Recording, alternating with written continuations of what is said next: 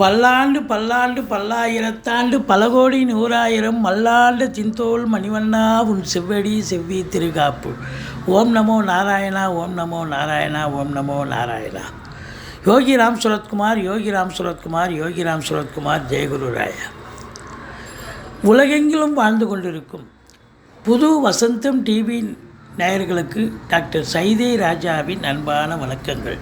நாம் இப்பொழுது இந்த எபிசோடில் வார ராசி பலன்கள் 8/4/2024 முதல் 14/4/2024 வரைக்கும் உள்ளடக்கிய நாட்களுக்கு வாக்கிய பஞ்சாங்க அடிப்படையில் கிரகங்கள் எப்பேற்பட்ட பலனை வழங்கப் போகிறது என்பதை பார்க்கலாம். வாங்க, வார ராசி பலன்களை.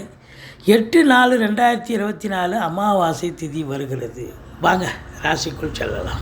மேஷ ராசி காலபுருஷனுக்கு முதல் ராசி. அஸ்வினி பரணி கார்த்திகை முதல் பாதம் உள்ளடக்கியது. இந்த வார கிரகங்கள் இந்த ராசிக்கு எப்பேற்பட்ட பலன்களை வழங்கப் போகிறது.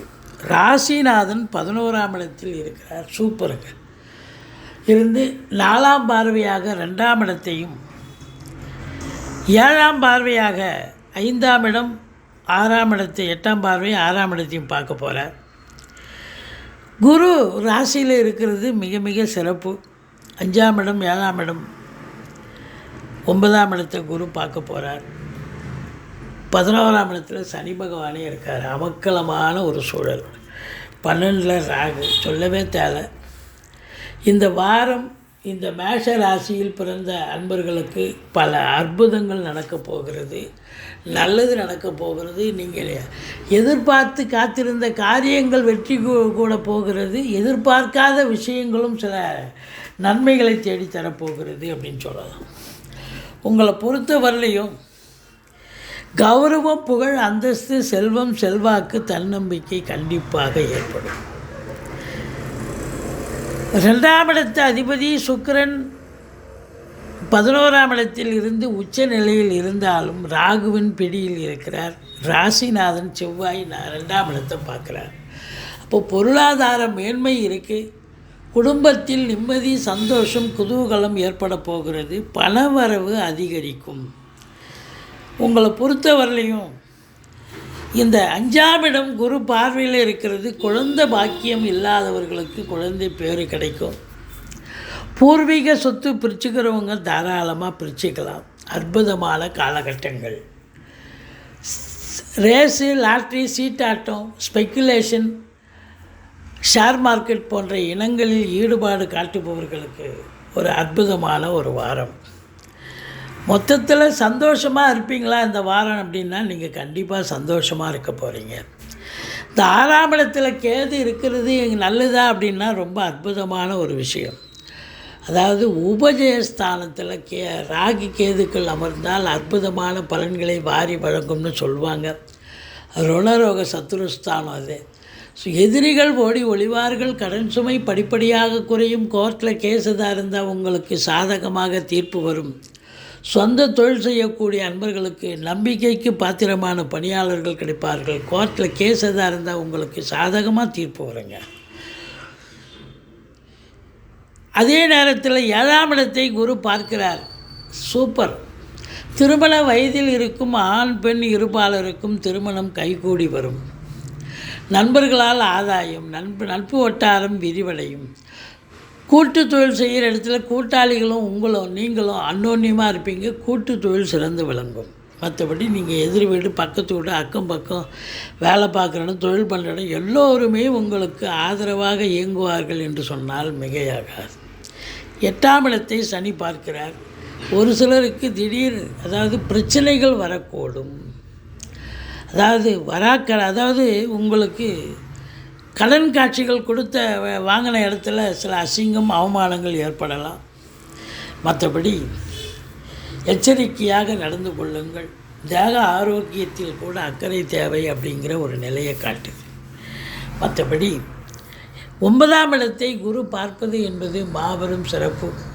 ஓடி போனவங்களுக்கு 9ல் குருன்ற மாதிரி 9ஆம் இடத்தை குரு பார்த்ததுன்னு சொன்னால் வாழ்க்கையில் எல்லாத்தையும் நீங்கள் சாதிக்கக்கூடிய ஒரு அமைப்பு அப்படின்னு சொல்லலாம். யோக பாக்கியங்கள் நிறைந்த ஒரு காலம். ஈஸிலி டு கெட்டுன்னு இங்கிலீஷில் சொல்கிற மாதிரி எதையும் போராடி ஜெயிக்கத்தால் அது தானாக நடக்கக்கூடிய ஒரு அமைப்பு இருக்குது. வெளிநாடு போகணும்னு நினைக்கக்கூடியவர்கள் இந்த ராகுவும் குருவும் உங்களை வெளிநாடு அனுப்பி வைப்பாங்க. தாராளமாக போயிட்டு வரலாம். வெளிநாடு போக விரும்பும் நண்பர்கள் உயர்கல்விக்காக சென்றாலும் சரி, உத்தியோகத்துக்காக சென்றாலும் சரி, இல்லை எதற்காக சென்றாலும் நீங்கள் சாதிக்கக்கூடிய ஒரு அமைப்பு நிச்சயமாக இருக்கிறது. ஒரு சிலர் ஆன்மீக பயணம் இன்ப சுற்றுலான்ற பேரில் வெளிநாடு போயிட்டு வந்தாலும் கூட அது ஒரு சந்தோஷத்தை தரக்கூடிய ஒரு அமைப்பு என்று சொன்னால் மிகையாகாது. தந்தையால் அனுகூலங்கள் கிடைக்கும். 5, 9 குரு பார்க்குது, 1ல் குரு இருக்குதுன்னு சொன்னால் அந்த மேஷ ராசி அன்பர்களுக்கு ஒரு சூப்பரான ஒரு காலகட்டம். இந்த குழந்தை பேர் இல்லாதவங்க, ரொம்ப நாளாக குழந்தை பேர் இல்லை அப்படின்றவங்களுக்கு வித் ஹெல்ப் ஆஃப் மெடிசன் மருந்து மாத்திரையை வச்சு குணப்படுத்தி அவங்களுக்கு இந்த காலகட்டம் குழந்தை பேர் கிடைக்கக்கூடிய ஒரு அமைப்பு இருக்குது. தந்தையால் அனுகூலங்கள் கிடைக்கக்கூடிய அமைப்பு. 10ஆம் இடத்து அதிபதி 11ல் இருக்கார், ராசிநாதனோடு இணைஞ்சிருக்கார். உங்களுடைய சிந்தனைகள், செயல்கள், எண்ணங்கள் எல்லாம் தொழிலை பற்றி அதில் எப்படி வருமானத்தை பெருக்கிறது அப்படிங்கிறத தான் நினைக்கும். ஸோ மொத்தத்தில் பார்க்கும் பொழுது கேட்குற இடத்துல கடன் கிடைக்கும். தொழிலை விரிவாக்கம் பண்ணுங்கள். தொழிலை இன்னொரு பிரான்ச்சு கூட ஓப்பன் பண்ணலாம். நல்ல சம்பாத்தியத்தை பார்க்க போகிறீங்க. தொட்டதெல்லாம் தொடங்க போகிறது. இரட்டிப்பு வருமானத்தை பார்க்க போகிறீர்கள். ஏன்னா ராசிநாதனும் அங்கே 11ஆம் இடத்து அதிபதியும் அங்கே. இரும்பு சார்ந்த துறை, அதாவது சின்ன லேத் ஃபேக்ட்ரியிலேருந்து பெரிய கம்பெனி வரைக்கும் வேலை பார்க்கக்கூடிய தொழிலாளி முதலாளிகள் எல்லோருக்குமே இந்த காலகட்டம் அற்புதமான காலகட்டம். அதாவது பூமிக்கு அடியில் இருக்கக்கூடிய பெட்ரோலியம் ப்ராடக்ட், நிலக்கரி சுரங்கம் எல்லாத்திலையும் வேலை பார்க்கக்கூடியவர்களுக்கு ஒரு உன்னதமான ஒரு அமைப்பு என்று சொன்னால் மிகையாகாது. இந்த மெக்கானிக்கல் ஃபீல்டில் வேலை பார்க்குறாங்க, அதாவது மிஷினரிஸை கையாளக்கூடியவர்கள் இருப்பாங்க, அவங்க கொஞ்சம் எச்சரிக்கையாக இருக்கணுங்க. இந்த செவ்வாய் சனி சேர்க்கின்றதால ஏதாவது எசுபுசுக்காக கையில் அடிபடுறது, காலில் அடிபடுறது, கண்ணில் அடிபடுறது, முகத்தில் அடிபடுறது, இப்படி ஏதாவது ஒன்று நடக்கும். எச்சரிக்கையாக இருங்க. மற்றபடி உங்களுக்கு பார்த்தீங்கன்னு சொன்னால் 5ஆம் இடத்து அதிபதி சூரியன் 6 நாட்கள் எங்கே இருக்கிறார் அப்படின்னா ராகுவின் பிடியில் இருக்கார், 12ல் இருக்கார். அப்போ தந்தைக்கு இடர்பாடுகள், இன்னல்கள் ஏற்படலாம், ஒரு பின்னடைவு சந்திக்கலாம். தேக ஆரோக்கியத்தில் கூட அக்கறை தேவை அப்படின்னு நம்ம சொல்கிறோம்.